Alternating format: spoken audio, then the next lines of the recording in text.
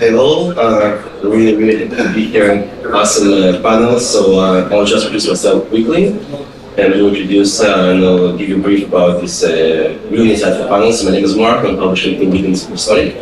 Actually joining the company at the very beginning. We are responsible for major titles published in this company. When Drivers first IPO, then acquisition of Unity, and actually I'm here. Today we're going to be participating in this insightful, I would say, the most interesting panel of this assignment, drinking versus other more interesting stuff. Actually the title of this panel, Game Development and Publishing in the Mobile Gaming Market. We'll try to cover as much as possible, yet we are contained by time. Prepare your questions and stay tuned. I'll brief quickly our participants. So we have Roy Raz. Roy Raz is the founder and the CEO of Video Games, not forever. A Tel Aviv-based mobile game publisher that specialized in hyper-casual and hyper-casual games.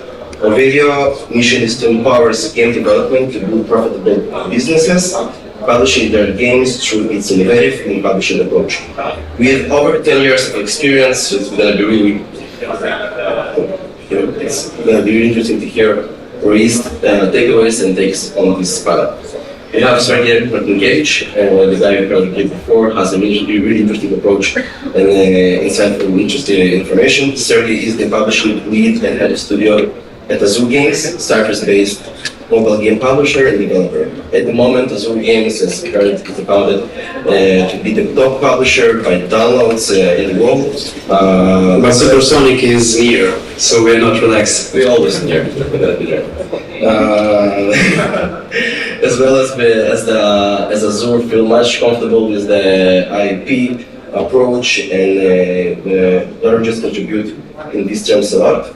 Being the game dev for more than 5 years, Sergey published more than 50 games, accounted for more than 1 billion downloads. It's a huge achievement. A lot of work, man. Yeah, it's big time. Valeria Novoshinska, sorry, just tried to learn the pronouncement. So Valeria Novoshinska is a senior publishing manager at Top Nation with over 2.5 years of experience in gaming overall. Currently, Valeria is responsible for hyper-casual, casual, and hyper-casual projects in the company. Originally, Valeria is from Ukraine, and Valeria mainly concentrating on the Eastern European market and has the know-how approach to any studio to make the publishing process easy, fast, and successful. And we have Victor. We have Victor. Amazing. Victor is the senior business development manager at Homa, French-based hyper-casual and hyper-casual publisher. Victor has been working in Homa for 3 years now, leading all the business development activities for the company, Tower Studios. Before that, Victor worked in the gaming industry for 2 years, founding companies such as Warner Brothers and Ubisoft. Awesome. At Homa, Victor is the one responsible for defining, scouting actually, the new studios, partners that work with us, not us, it's Homa, on hybrid casual projects. And let's start for the start the amazing participant. Please clap. So the question actually has been asked by Sergey in the previous session. The legendary question. So hyper-casual, is it dead? Who wants to take it? I will start, I think. So as Sergey said, we hear that hyper-casual is dying for 5-6 years, right? Every year we're dealing with this question. I think to answer to this question, we need to... Yeah, makes sense. So I think we should answer the question of what is hyper-casual, because hyper-casual is not a gaming genre per se. I mean, it's a business model. Under this business model, we can find puzzle games, as Sergey suggested, like runners, shooters, idle, etc. But they are all different games under the hyper-casual business model, which is basically based on low CPIs, heavily based on ads monetization. So this is hyper-casual.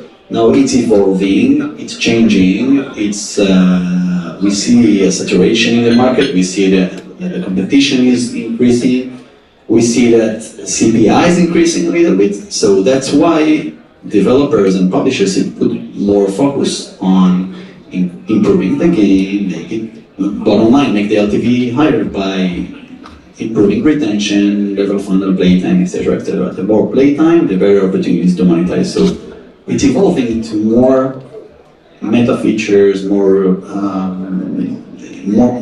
engaging features, and that's the change that I see. So it's not time, just evolving. Yeah, I mean, I clearly concur with you, right? It's that it's only evolving. I mean, you talk about the competition.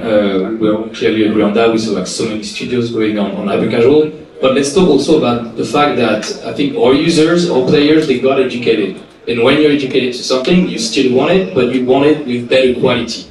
And because the players wanted better games, the publishers adapted to that and start building games with more depth to engage the players, to aim for long-term retention, etc. So overall, it's changing toward quality, and that's the real shift, right? Before it was about volume, and now it's all about making quality games to engage players. Hyper-casual is not dead. I mean, I think at Oma we're the leading proof of that with Attackle. You know, we launched it in Q1 2023. It was at top, we did 50 million. But it's just that we managed to get this game high because we took a concept that was already proven back then. We all played all.io, we all knew this game, but what made the success of it is about inserting new layers of content, mix of mechanics so we could engage the players and offer something better. And that's how it works. So it's clearly not dead, but the studios, I think we all need to evolve towards making more quality. To be honest, I fully agree on what Victor said, and I would say that when hyper casual started, like back in the days, and we all entered the sphere, and we were very hyped on making like very easy money on millions and millions of downloads.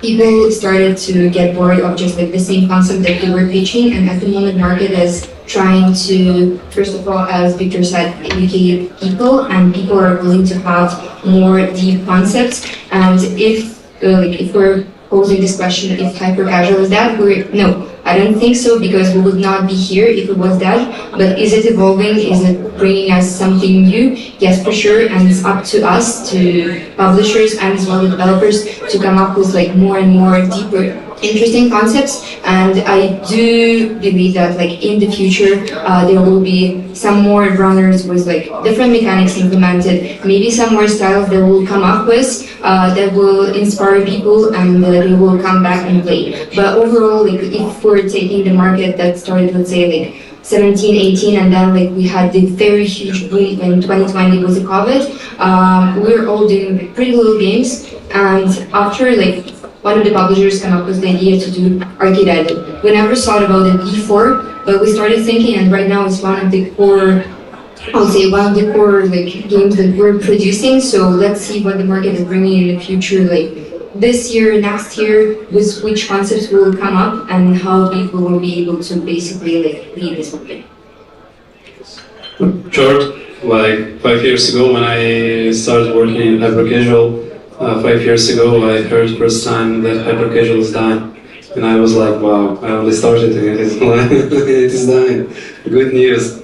A good day to die, like, you know, old song by, I don't remember, Manowar, yeah, Manowar, old heavy metal, a good day to die. So, no, actually, I don't believe it. The model, oh my god, what a wonderful microphone. The model is dying, like the model when publishers pay a lot of money to studios, it is dying because it has so few chances for publisher to work within this model and to earn something, that publishers stopped doing it. And but the whole genre, if you speak about the genre, if you speak about low entry threshold level games, and if you speak about these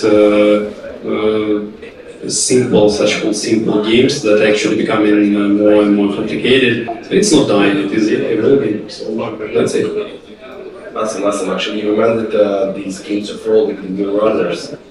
So you spoke about representation about that, and still you see how Yeah, it is like right now we even see the surge because the genre, the whole subgenre is rethinked. Because no one could even imagine several years ago that in a simple hyper-casual runner game we will see like 3 phases of gameplay. Sorry, it is me, I don't know what's happening. Like 3 phases of gameplay and moreover good in-app income, like merch weapon runner, this by Rolly game, the last one, it has about maybe 3k or 6k per day of in-app. It is not bad for a hyper-casual runner, come on. It is extremely rare case, but still we see this case, and I believe it is in the beginning. So let's see.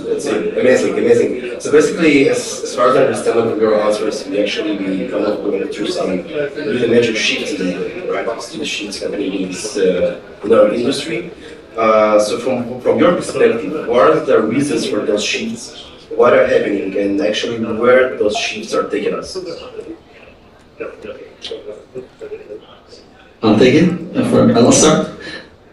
We talked about increasing CPI. Okay, so CPI increase, it's a given. I mean, it's a fact.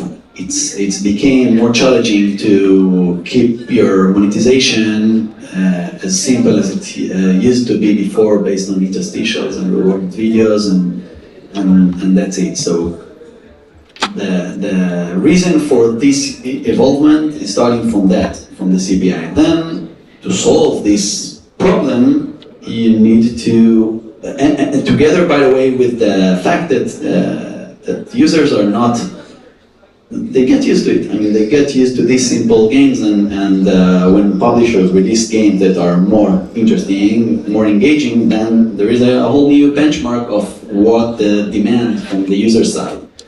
So that's the 2 main reasons. I mean, the users are more educated, the CPI is increased, and then you need to come up with a solution that will keep the simplicity. The magic of simplicity is still there. I mean, the simple mechanics still works. The challenge is to combine between 2 different simple mechanics in 2 different games, combining it into one. But it's still there. So that's. Yeah, I think and the major shift into what you were mentioning about the CPI rating is now also I would say we are ending what I would call the tyranny of the CPI, meaning that we're not driving growth by aiming for low CPI. We're driving growth by aiming for a very high LTV, and you get a high LTV when you're aiming for long-term retention, strong playtime, per session, etc. And I think this is a major shift today in the market, because back then we were all, it was the law of the big numbers. Let's test as many prototypes, let's try to get as many low CPI, and let's push them, and at one point we'll get a game published.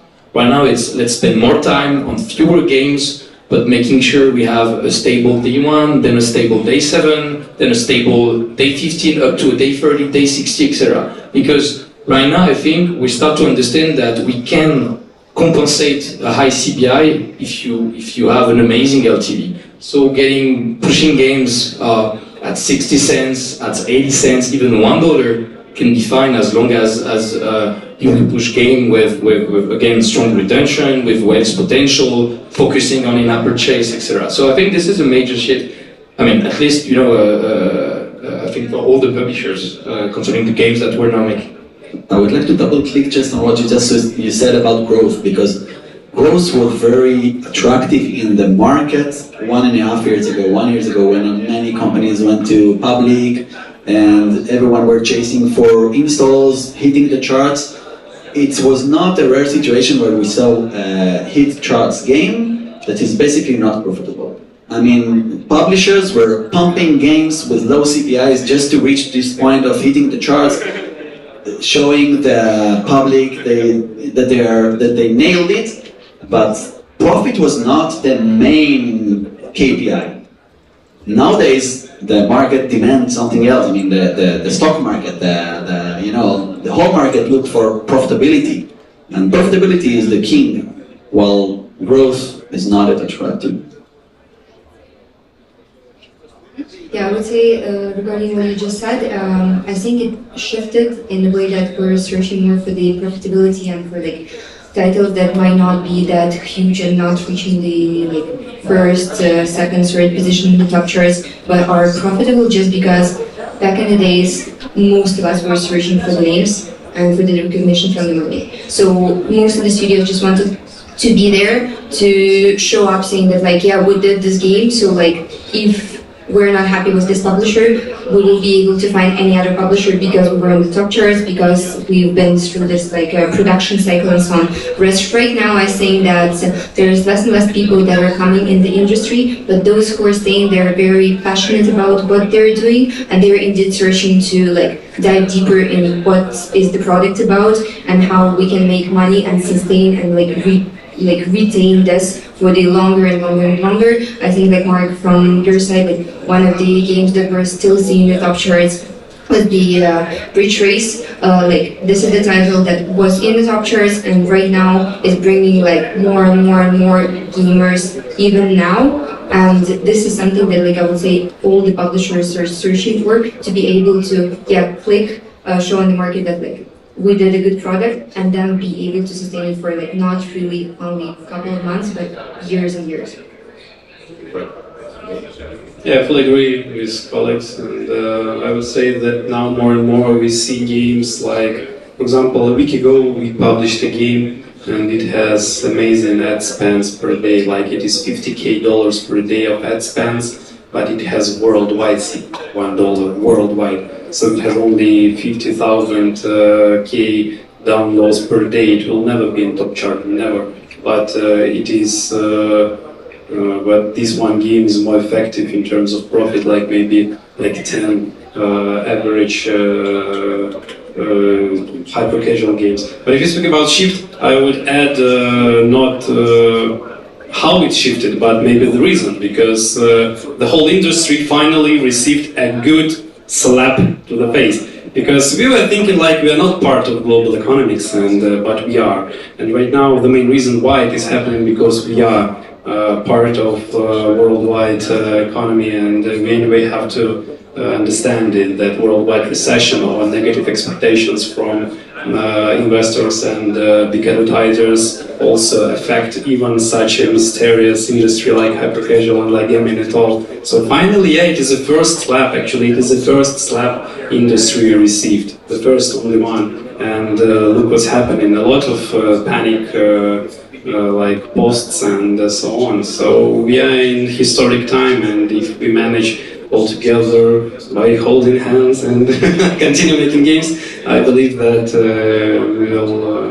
we'll overcome this challenge, and anyway there will be some corrections and growth. So yeah, thank you.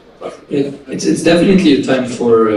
Agree with you when you say holding game. I feel like it's because those are hard times to find money, hard time to publish strong games, etc. I feel it's a time for collaboration, and you can see that today. I mean, collaboration between studios, collaboration between publishers, game being built and rescaled, studios transferring their games to other studios that are able to take it to the finish line. You're seeing also consolidation quite a lot, acquisition of ad networks, acquisition of other studios, etc. Because everybody's trying to partner up and improve their skills on this. Let's collaborate today in the bar. Pleasure. It's amazing. It's actually, I'm taking to like as a conclusion, I think like the model of hyper casual, which is ad based, is going down. The CPI, CPMs has a new formula, has a new weight balance. We have like a new games approach, a new games approach, which is kind of much more deeper games, several mechanics, several layer engagement, which takes me to the next question is, so we see hybrid casual is kind of trying to over-dominate.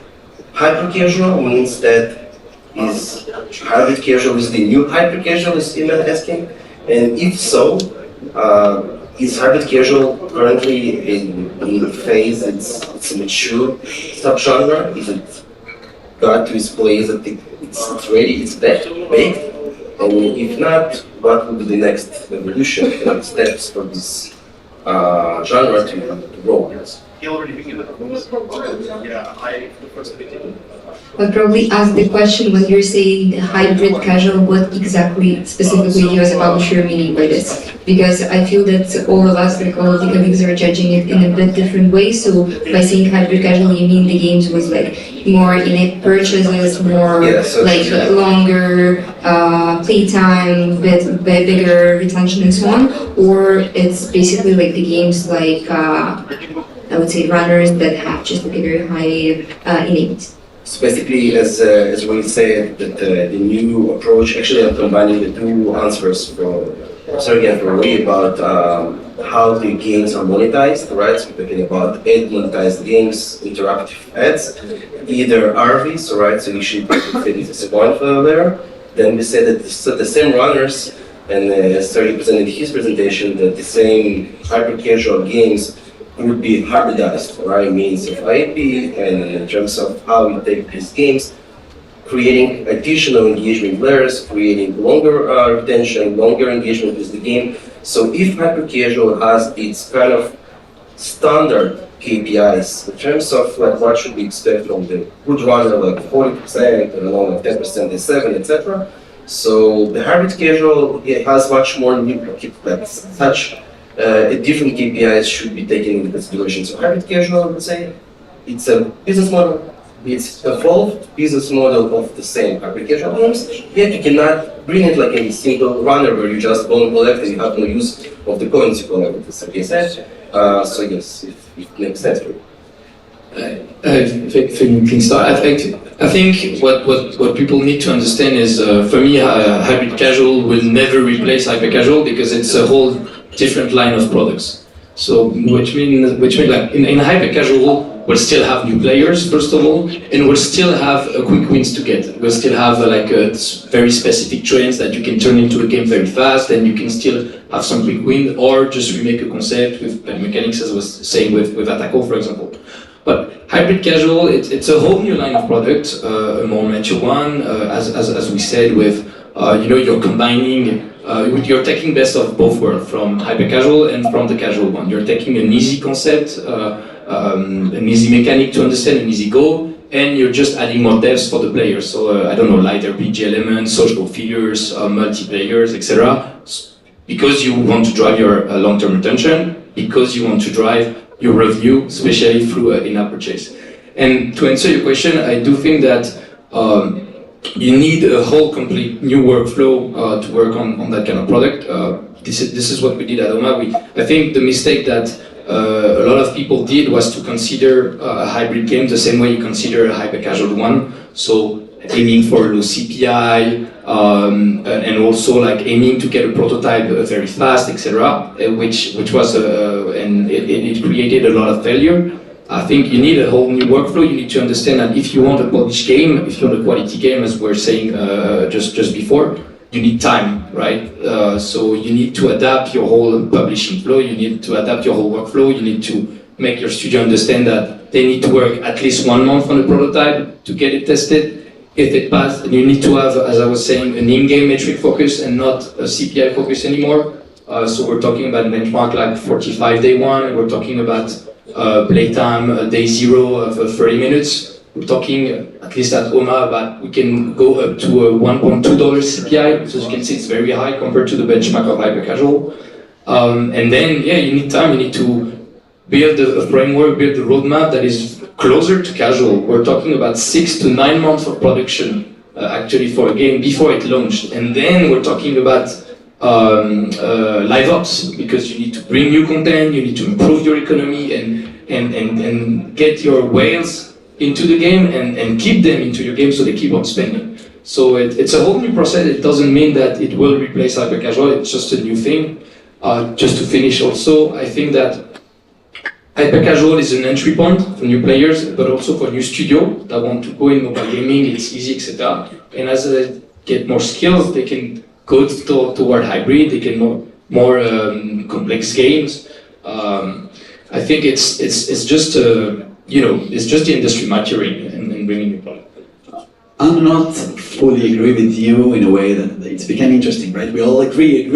Let's not agree about something. So that it's a whole new product line in a way that is like separate from hyper casual, completely separate. I see that hyper casual is kind of the new prototype for hybrid casual. I mean, if you have a strong mechanics and a strong core game loop that works well on hyper casual, then it's a very good reason to, and it generates profits, and it's a very good reason to iterate on it, to run more A/B tests, to add more content. And I do think that Pre-Trace is a very good example for a game that started with a stacking mechanics, I/O kind of was stuck with stacking mechanics. It was very hyper casual. Okay, combining two great concepts: I/O game, stacking, cool. Now, when you see like the gates that were added from runners, and that there is a map that is making them improving retention, and the user have more reason to chase about different collectibles and different things to upgrade. So it's basically a hybrid game. That's why it's tricky, the title of hybrid casual, because you can find in hybrid casual the classic arcade idle games. Homa doing a great job with arcade idle games, and there are like the puzzle games or combination of different mechanics from different hyper casual games that start as a hyper casual as a good prototype. And once you see a good performance, then it's a good reason to build on that. So, to sum it up, to wrap it up, I think that a hyper casual is kind of a milestone that if you see profits, if you generate profits on it, it's a good reason to shift to hybrid. I would add that hyper casual will not be replaced by hybrid casual. By the way, I don't like hybrid casual.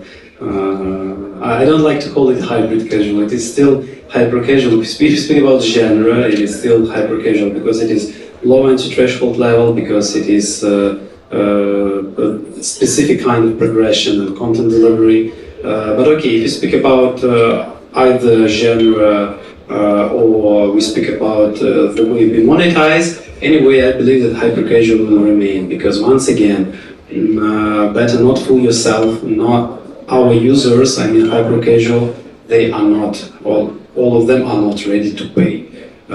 Whatever a game will be like,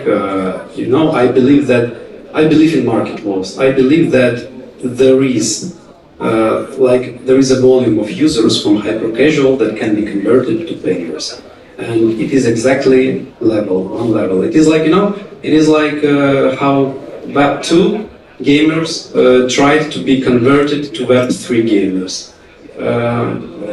No, because the market is not ready right now.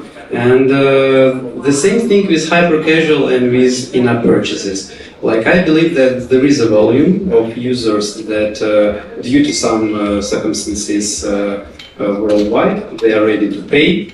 And right now, interesting times, because we don't know where this final line. We don't know the volume of in-app market for hyper casual as a product genre.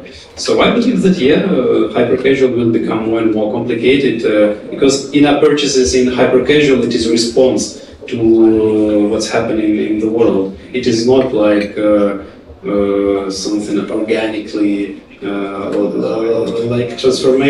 organically transformation. It is response to the market, and we don't know where are the limits. So anyway, we will see good titles in hyper casual and new titles in hybrid casual, such called hybrid casual. Debatable. Just add some tiny bits on what you said, Sergey. I think we should not forget though, and that's why maybe I disagree a bit with you, where we only talk about hyper casual players going for hybrid, meaning that okay, they won't all be payers, etc.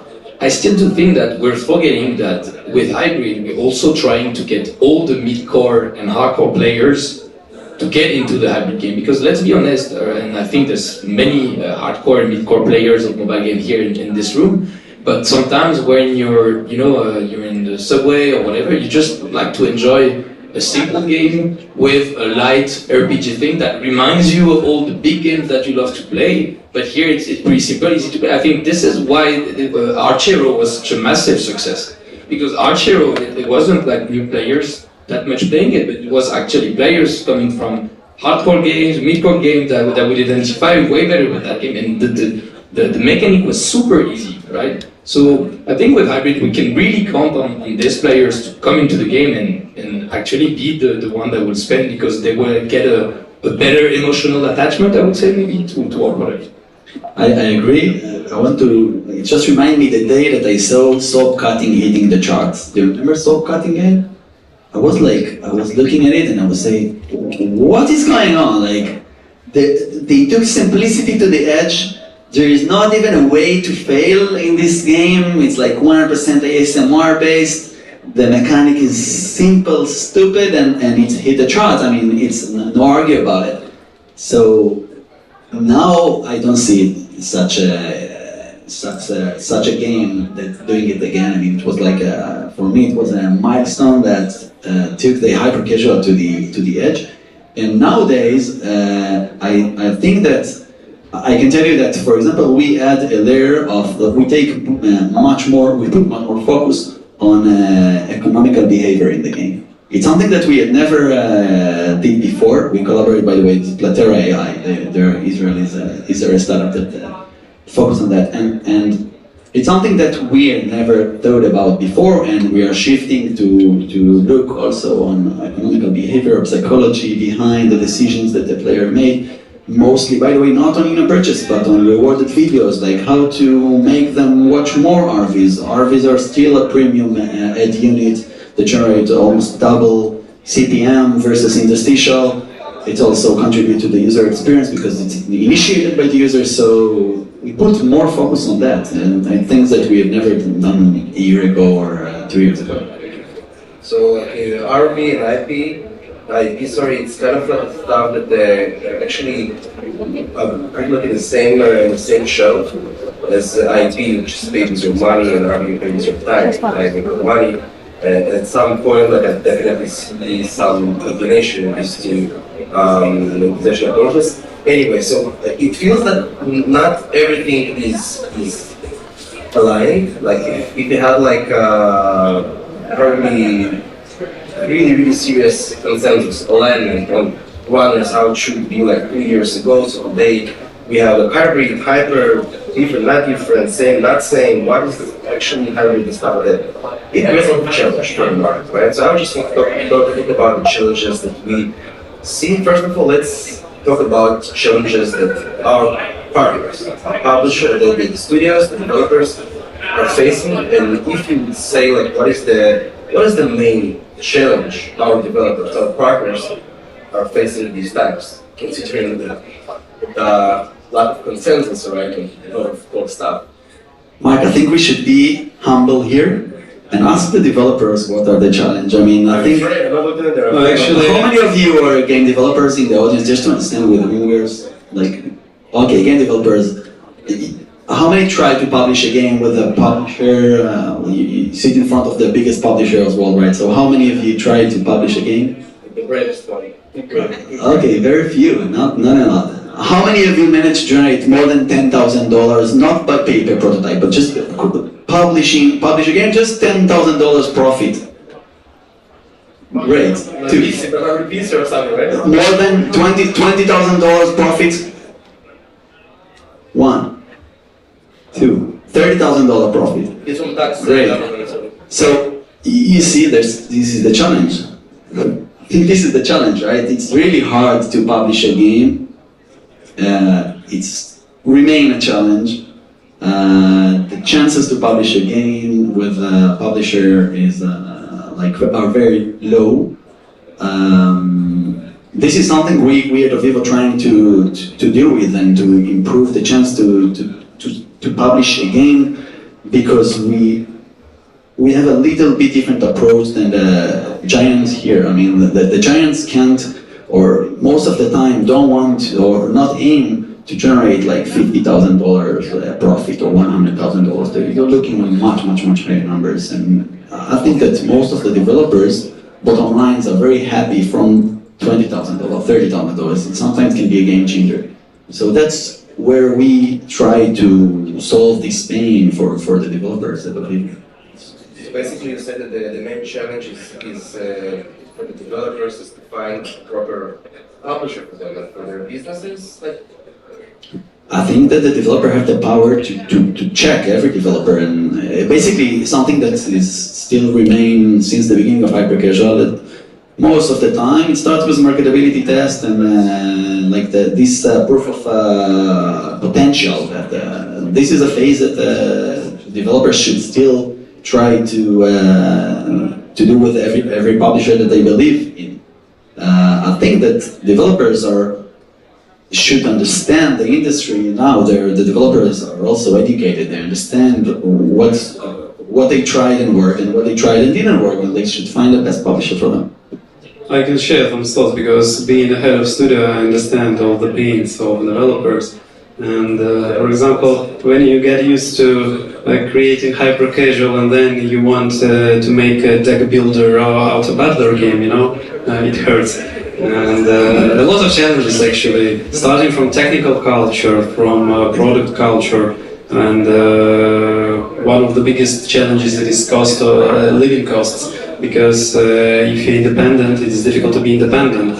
And if you live, for example, I don't know, if you live in Europe or in the United States, it's difficult to find time and resources and to find some more guys and start making something cool independently. It's a very difficult challenge, as well as find a publisher who will believe in you and who will give you financing or an investor. But the biggest challenge anyway is product culture, because even if you have money, I see so many times when developers try to do something more difficult than hyper-casual, they just lack of experience, they lack of expertise. They don't care about game design. They think it is game design, but it is not game design. It is about producing. They are maybe producers, but not game designers, because they don't care about balance, about progression, and they think that they like games, but they don't play even them the way you have to play to do a genre. For example, you will never create a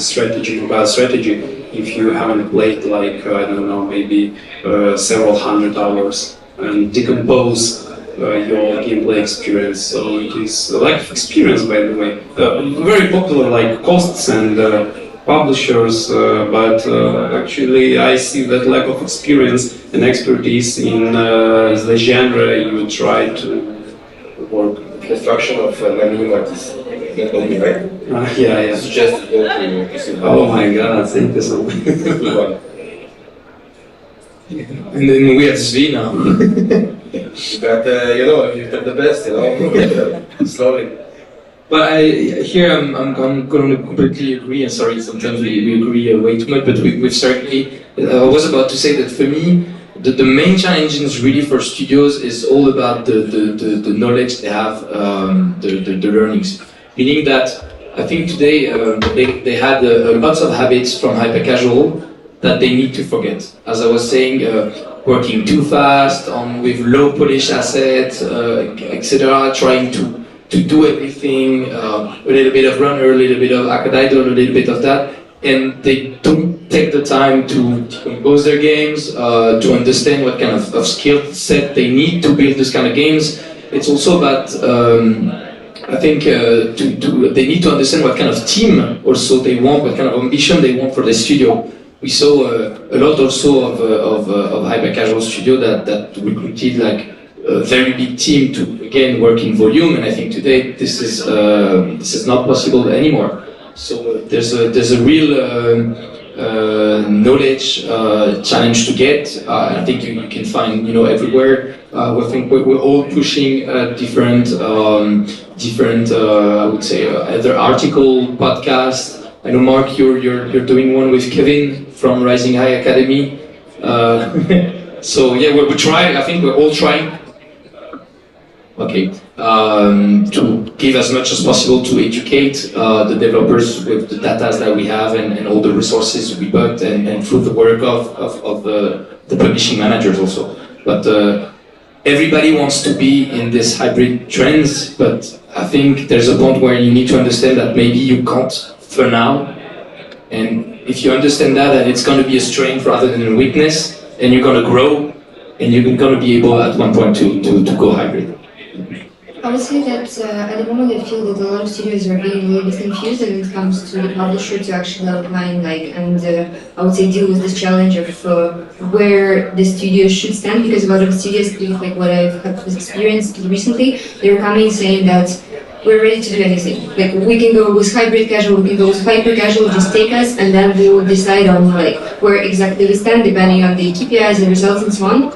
And to be honest, I would say that and I would suggest actually to the studios to try to concentrate on what exactly you want to do as the studio, and if you're ready to jump into like deeper metrics, you want to do hybrid, then restructure yourself, think what exactly has to be changed internally in the studio in order to deliver on point. Because I would never say that if you're coming saying that we'll do hyper casual and then there is the product that gives us like a very high CPI but the in-game metrics are okay, and you'll be like, let's try to push it. It doesn't work like this. Let's try to divide, and I would say we're basically right now revamping a little bit the hyper casual, and we're creating hybrid casual. So I would say that as the publisher, I'm asking you to try to divide and specify for yourself what exactly you want to do in order to concentrate on it, to put like more knowledge into it, more like your time,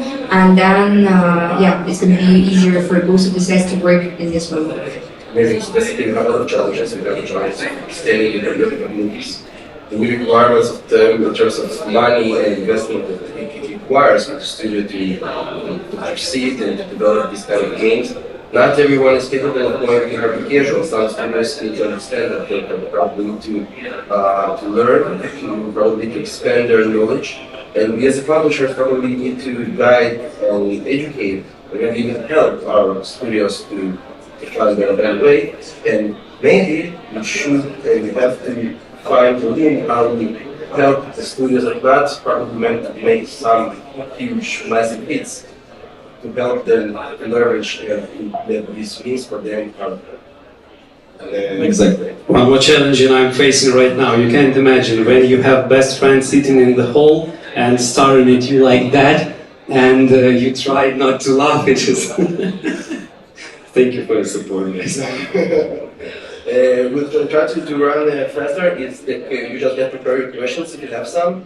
So we'll have a good time for Q&As. So in terms of monetization, and we touched a bit before, so we see that there's a lot of like hybrid RVIP stuff that comes in, the several mechanics, the engagement or retention. It seems that we have a bunch of new KPIs, a bunch of new terms and metrics to look at. Alright, so monetizing games, hybrid casual, let's say, let's put just for the panel, for the standard here. What are the KPIs you are looking at? Is it still the same retention day one playtime, or there's several new KPIs into your calculation? We look on the combination between CPI and playtime day zero. I mean, and yeah, it depends. Like we have a benchmark for, let's say, 30 cent CPI, then like a playtime of 8 minutes day zero. Then like in between 30 cents, 40 cents, and then we are adjusting the playtime. The higher the CPI, the playtime should be also accordingly. So basically, it's the CPI and the playtime. These are the two measures that actually counts this time for your. Exactly. I would say that it's like our KPIs are much more, I would say, we have much higher tolerance. I mean, we accept games that basically sometimes got a reject from other publisher, and that's the bright side of the challenge, guys. Like if you receive a reject, it doesn't mean you need to give up. Of course, sometimes the reject is for a good reason, but sometimes it's just the game rejected because it can't hit the charts, but it doesn't mean that it can generate profits. So then we test the game based on the combination of CPI day zero playtime. We aim, it sounds kind of weird, but think about it, it's very basic. We aim for LTV that is higher than CPI in the test. That's it. And it's a result of playtime and CPI. And once we see LTV that is higher than CPI or even break even, by the way, not necessarily in the US. Sergey said Indonesia, I agree with you. The market is much wider than the US. And by the way, the marketing channels are also much wider than Facebook only or TikTok only. There are many ways to acquire users in many different markets. So there is a potential of generating LTV that is higher than the CPI. Once you reach this point, this is a game changer because then you get more users. To get more users, you can analyze the data, you can run more A/B tests, you can improve the LTV, you can make efforts to reduce the CPI, and this is the process.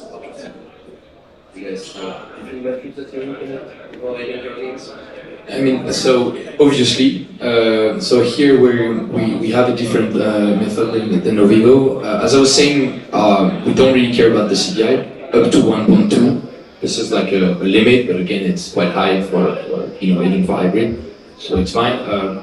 So for the first test, it's going to be 45 day 1 and 30 minutes playtime day 0 in total. So that's like the two metrics we're going to look at.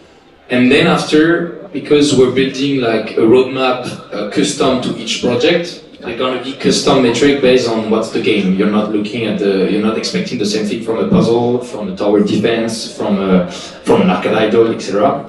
One metrics that that for us is really important. Obviously, retention is always important through the whole roadmap. Again, as I was saying, day 7, day 15, but we're going to have target on day 30 and even day 60. For example, as a defense, Aquarium Land, we all have a day 30 around 9%, which was a good, I would say, a real achievement for us. But the two main new KPIs that we take a look at is first the game completion, which is a very informative KPI to understand if the players liked your game and engage with it. Completion, you mean like completing all the content? Exactly, all the content to the end. So at least all the levels, some games have, they generate new level, but there's like no new content, you're just stuck in the same area. But yeah, completing everything. And the last metrics, which something Mark you mentioned over this panel quite a few times, is the in-app percentage, EAP, sorry, percentage from your revenue.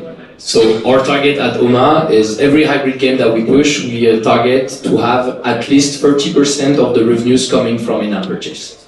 So this is what we managed to achieve with Crowd Defense, with Aquarium Land, with Z Defense, and for the new generation of games that will be pushed out, we're aiming for more, obviously, but the ceiling has to be 30%.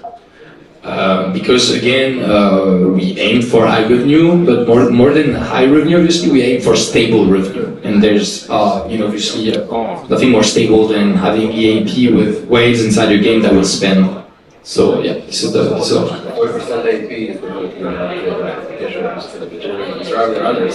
Exactly, it was like 5%. Changes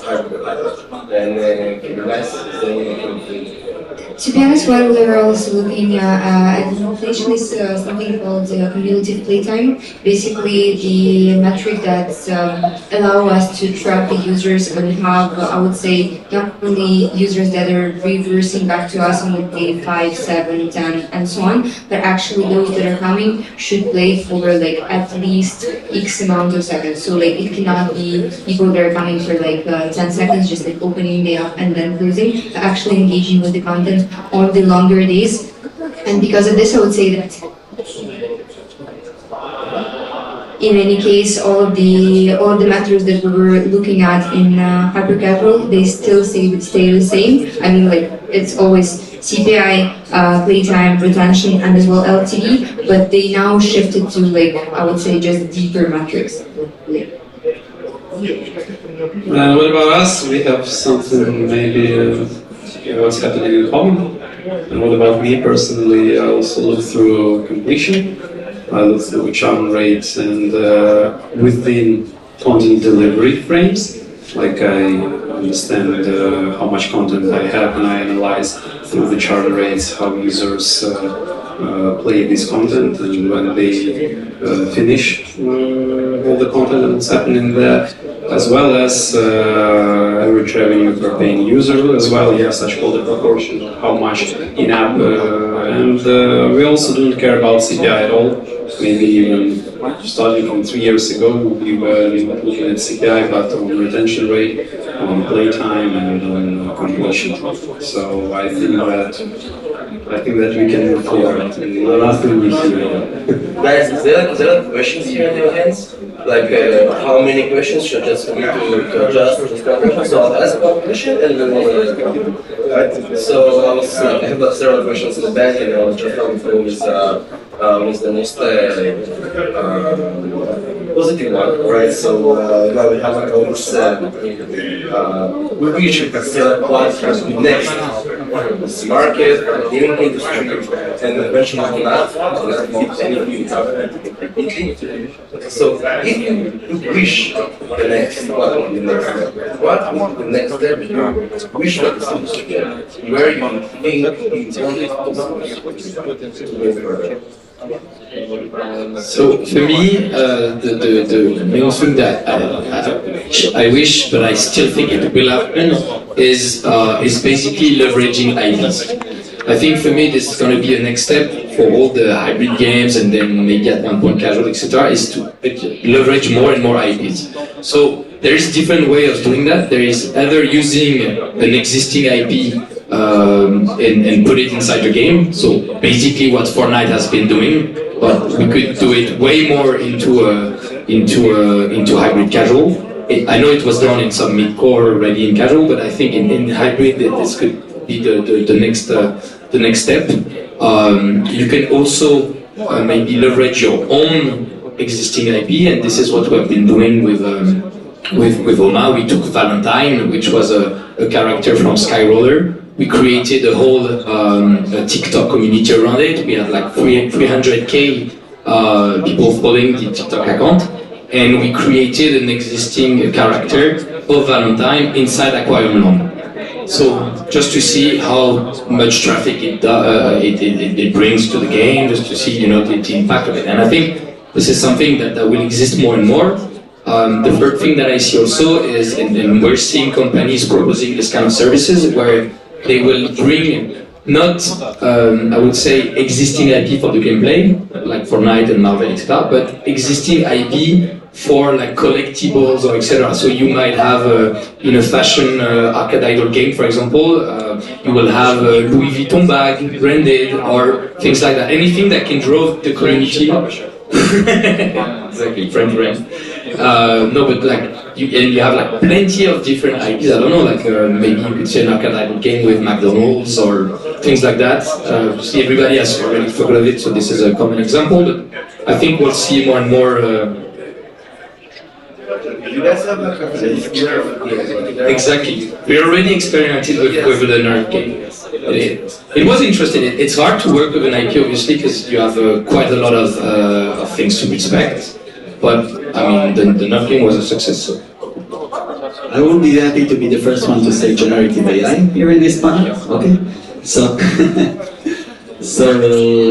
I would like to see more generative AI platform services that are affecting the industry. It starts on the publishing side. I think on the ads creation, the creative briefs should work much faster with ChatGPT. Then we have text-to-speech platforms. Then we have text-to-music. I don't know if you saw David Guetta concert that he played Eminem voice, which is absolutely not Eminem. So it will be very interesting. Just think about adding Eminem voice in a game, which is IP-free basically. Like the copyrights are not like no one can claim that it's Eminem can claim it's Eminem because it's not.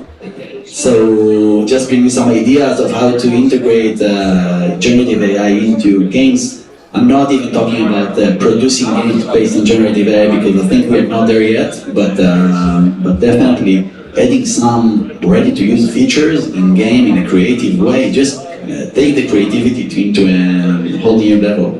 No, for creatives it works, yeah, generative creative ads and voice, yeah, definitely. We have tried. Probably the wish our industry, first of all, inspiration for the future is going to be very, I would say, subjective here because I think the business that we're doing is pretty tough and a lot of people are burning out easily. Take into account that, like, yes, the market is shifting, we're all experiencing some recession. I feel that people are being a little bit, like, stuck and maybe afraid of, like, invest further, and they're quitting, they're doing something else. So I would definitely suggest that, yes, let's get all inspired in order to push the industry further, potentially find the new concept of the games, potentially, like, see how the industry is evolving. Now we're talking about hybrid casual. Let's see, maybe in the year we're going to be talking about something else on top of what we're doing at the moment. And I'm more than sure that, like, we will be able to include the AI in gaming. Let's see how this can be, like, tricked, what exactly we'll take from it, and yeah, inspiration to everybody. Instead of good, I think people are really scared and burned out in this really frustrating industry. So probably, to wish that everyone just calm down and just do it, chill, engage. Yeah, I wish our industry had less influence from Mesh 3 and more to hybrid casual leagues. No, it's a perfect genre, but I'm speaking about the volume it holds. It really holds. It holds critically. But anyway, I see what's happening on the market, and I really believe that this influence of Mesh 3 will decrease. It is what I wish, but what I really think will change, unfortunately, but I really believe that Web3 will prevail. Anyway, if you speak about worldwide, come on. If you speak about tier 3 countries, if you speak about volume, it is such a critical mass of volume for our industry. And unfortunately, Web3 idea is very nice for tier 3 countries because you cannot just play, but I'm not speaking even about play to earn, but what is blockchain in games? It is about also infrastructure, it is about communication, it is about understanding proportions, spend time and getting some new words. And anyway, I really believe maybe in 2 years, maybe in 3 years, but I believe that Web3 will grow critically.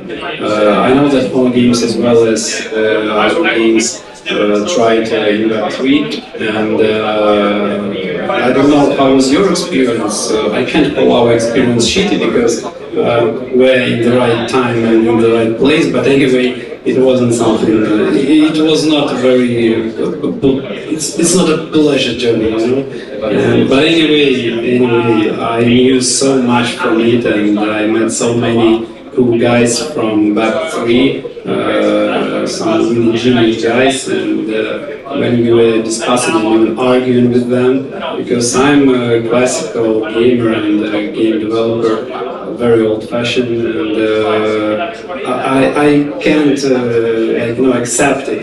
But anyway, I had to. I finally understood that anyway, it is what we shall expect. But let's see. Amen. One question, actually, I'm just running out of time, so you have one question. Can you even make it or something, or just stand there? Yeah, you big and you can, yeah. So I'm curious about the fact that specifically because I'm not really familiar with the mobile market, and I'm really curious what happened to the idle gaming, because we saw such a sudden urge in revenue, and I'm curious what you all think about the causes of this, because it's really fascinating to me. So the interesting thing for me is you have like a time to rapidly trade. What about idle games? What happened? Once again, response to the market, because idle games, they were popular several years ago in hyper-casual. We all remember like Green Panda games, and very simple, stupid idols. And by the way, that's why we don't have Green Panda right now in Europe. But okay, I'm joking. It was perfect at that time. It was perfect because it suits market demand. But once again, it was falling. As on my graphs, it was falling, and it was time to recharge. It was time to rethink the whole subgenre, and it was rethink. It was rethink, and what we see right now that. Even I'm not speaking about casual. I'm not speaking about strategies and idle tycoons like not hyper casual. But even if you speak about tech, hyper casual and idler, it became more complicated. It became more familiar to strategies. Once again, there is an idle game like Idle In by Say Games, and if you speak about this this part of city builder, it has almost the same pipeline and framework like very complicated mid-core strategy Whiteout Survival. But Whiteout Survival makes 20 million in-app revenue per month, $20 million, and Idle In maybe 200,000. But if we speak about Rudy, if we speak about this city building part, it is very similar, but in the first case it is hyper casual, in another case it is super strategy, and really it is a title, I know these guys, it is strategy made by 200 employees, like you know, so they earn their money for some reason, they understand what they do. And yeah, it is like transforming it.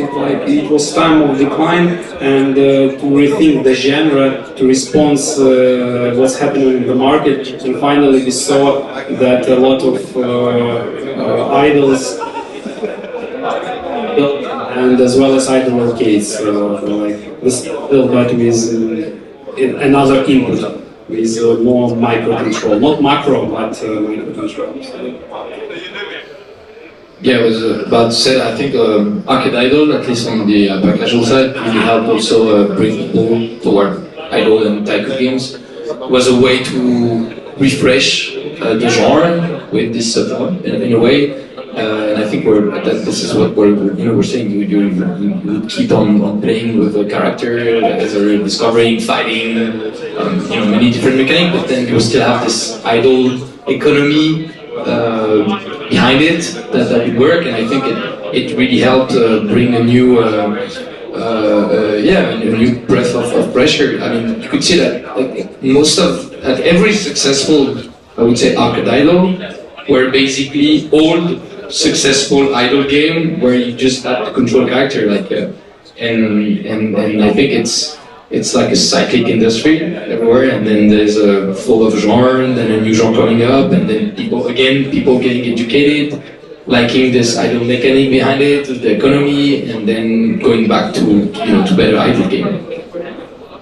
I would just sum it up saying that in Ukraine we're saying that everything new is good forgotten old things, and basically industry is recurring. So having it now, we'll see that idle games will potentially slow down, and in a couple of years, they will come back.